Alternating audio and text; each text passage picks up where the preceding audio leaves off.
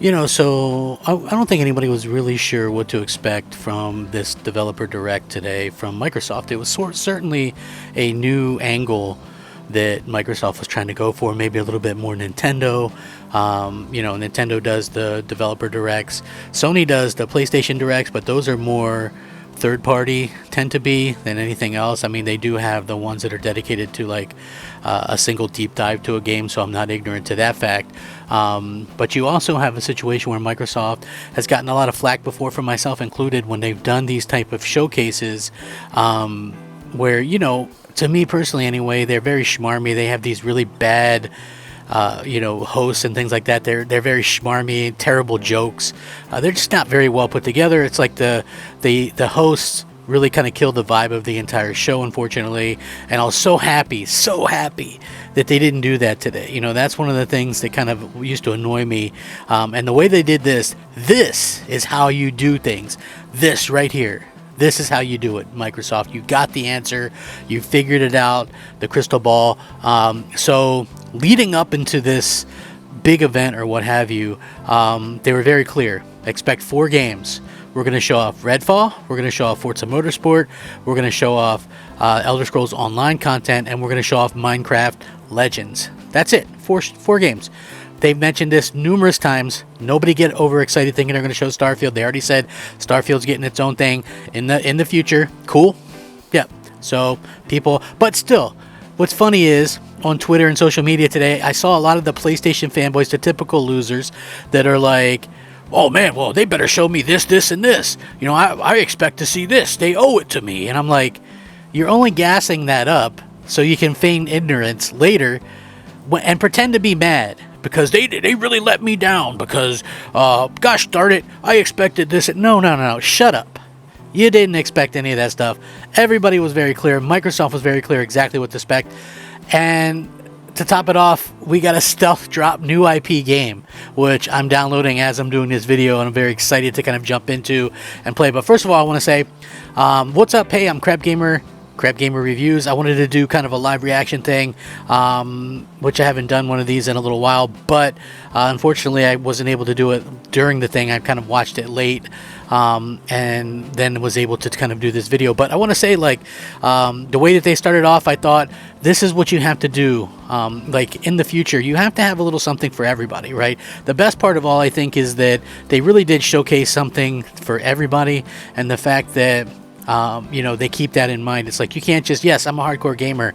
I liked the Redfall stuff and the Forza stuff, but they really surprised me with some of the other stuff too. It's like, I see people acting like they're disappointed, and I'm like, what exactly do you have to be disappointed about? Like, that's the curious part for me anyway. I'm like, is it the stealth drop of a new game today?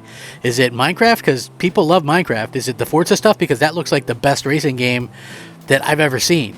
So I'm a little bit confused about exactly what there is to be disappointed about.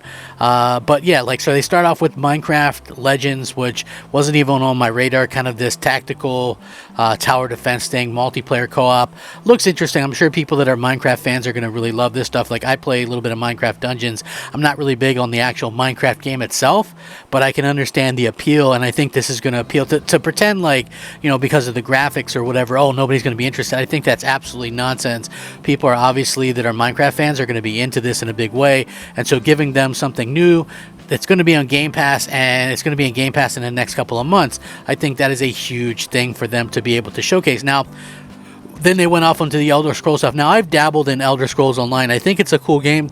The problem that I have personally with Elder Scrolls Online, and this is just a me problem, I think it's great, especially if you have Xbox to play this. I've played it on Xbox Series X. I think that it flows smooth and things like that. I expected it, because you're playing it, and I love Skyrim. It's one of my favorite games. But you're playing this game, and you can play it with friends, but I expected it to be a little bit different. Like, your friends are doing these quests with you and stuff, and I mean, they stand next to you or whatever, but it's like they're not really there. You know what I mean? It's not like I thought it would be. You think like co-op, kind of doing stuff with you, helping you out, and it didn't really end up being the way that I thought it would be, unfortunately. But they're giving away for a limited time all the DLC, which is like all this crazy DLC, and if you have Game Pass, like, you can get the game and all this stuff, which is literally thousands upon thousands of content, hours of content, for free, basically. So then they showed off some Forza Motorsport, which ticked all the boxes as far as I'm concerned. The only disappointing thing was we did not get a release date for this game, unfortunately. I was hoping that we would have gotten a release date, but we did not. What can you do? It's one of those things where I was hoping to get a release date, but there was nothing there. But what they did show looked phenomenal.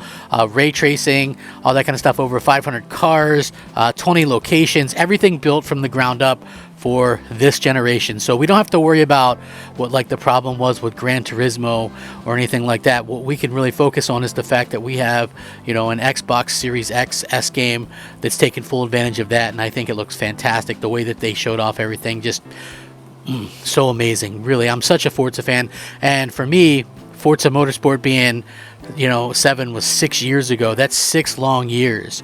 That's a long wait. So unfortunate that we didn't get a little bit of a showcase or whatever for it, or a release date. But I liked what we saw. I think it's gonna, they said it's still coming this year, so that's good. We'll probably see it again at some point. It's an exciting time. Now, the other thing that we saw was Redfall. Now, this is why I said it was good that Starfield wasn't at this show, because when we saw Redfall last year at their not E3 show, I didn't think much of it. Like, it looks okay, but everybody, I think, and myself included, was more interested in Starfield. So when we get to see Redfall do its own thing, it's like this crazy cross between Left 4 Dead and Borderlands and all these great games. But then they show off this, you can play it single player, and it's just like this great arcane game with vampires, which, thank God, it's not zombies. Right? Like, I am so tired of zombies.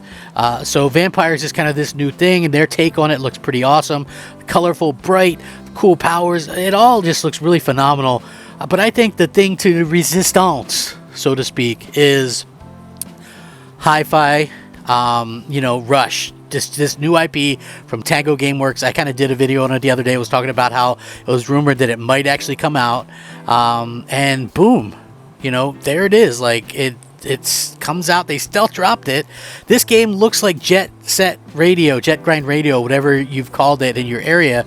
But if you're a long-term gamer and you have any type of gamer cred and you were a Sega fan, you probably played this game. And there was one, when Sega went under and they stopped making consoles with the Dreamcast, the game ended up on the original Xbox. And I remember playing this game both on Dreamcast and on Xbox just a lot of times. And it just has a lot of memories. And that game still looks really, really good. And this gives me that kind of vibe. Yes, it's kind of rhythm or whatever, but you fully control it, and I can't wait to play it and kind of talk about it a little bit more when I get the chance. So, it's just one of those things that this was how they have to do it. If I had to give them any kind of grade for this, it would be an A-. The only minus would be the lack of Forza Motorsport's release date. But overall, this is exactly what Microsoft needs to keep doing, and Microsoft really is showcasing that, they know what they're doing, and that they've got these games. They've got to keep doing this. We've got to see more of these. They've also announced they're going to be doing like their E3 type event again. This is awesome. Keep doing this, Microsoft. You guys are going to keep doing some awesome stuff in the future. Thank you guys, Microsoft. You guys are really doing a good job. Nice to see anyway. Thanks for watching. Hit that like button. Rack 'em up.